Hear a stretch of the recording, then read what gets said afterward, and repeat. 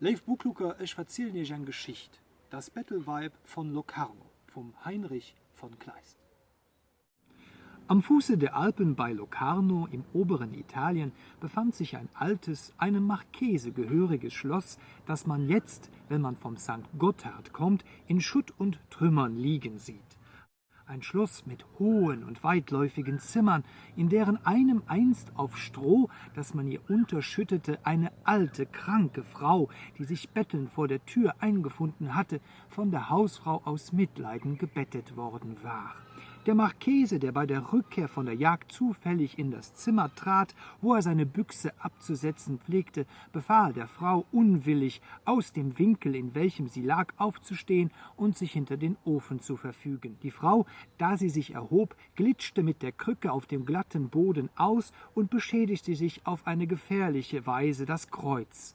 Dergestalt, dass sie zwar noch mit unsäglicher Mühe aufstand und quer, wie es ihr vorgeschrieben war, über das Zimmer ging, hinter dem Ofen aber unter Stöhnen und Ächzen niedersank und verschied. Mehrere Jahre nachher, da der Marchese durch Krieg und Misswachs in bedenkliche Vermögensumstände geraten war, fand sich ein florentinischer Ritter bei ihm ein, der das Schloss seiner schönen Lage wegen von ihm kaufen wollte. Der Marchese, dem viel an dem Handel gelegen war, gab seiner Frau auf, den Fremden in dem oben erwähnten leerstehenden Zimmer, das sehr schön und prächtig eingerichtet war, unterzubringen.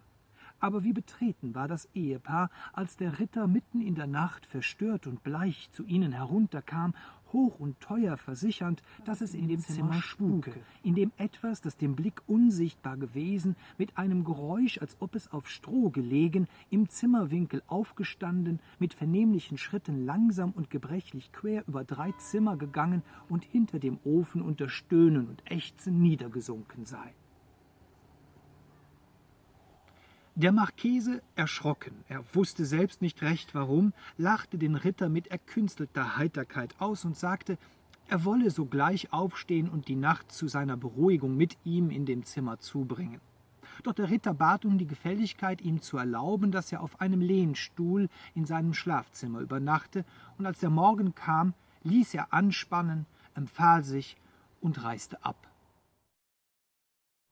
Dieser Vorfall, der außerordentliches Aufsehen machte, schreckte auf eine dem Marchese höchst unangenehme Weise mehrere Käufer ab, dergestalt, dass, da sich unter seinem eigenen Hausgesinde befremdend und unbegreiflich das Gerücht erhob, dass es in dem Zimmer zur Mitternachtsstunde umgehe, er, um es mit einem entscheidenden Verfahren niederzuschlagen, beschloss, die Sache in der nächsten Nacht selbst zu untersuchen.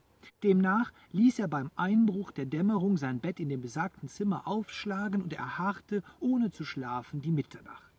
Aber wie erschüttert war er, als er in der Tat mit dem Schlage der Geisterstunde das unbegreifliche Geräusch wahrnahm. Es war, als ob ein Mensch sich von Stroh, das unter ihm knisterte, erhob, quer über das Zimmer ging und hinter dem Ofen unter Geseufz und Geröchel niedersank.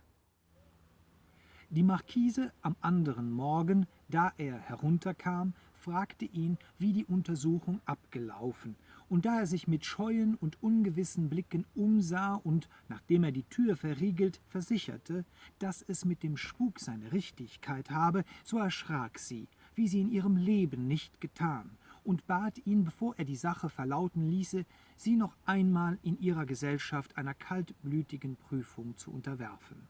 Sie hörten aber samt seinem treuen Bedienten, den sie mitgenommen hatten, in der Tat in der nächsten Nacht dasselbe unbegreifliche, gespensterartige Geräusch, und nur der dringende Wunsch, das Schloss, es koste, was es wolle, loszuwerden, vermochte sie, das Entsetzen, das sie ergriff, in Gegenwart ihres Dieners zu unterdrücken und dem Vorfall irgendeine gleichgültige und zufällige Ursache, die sich entdecken lassen müsse, unterzuschieben.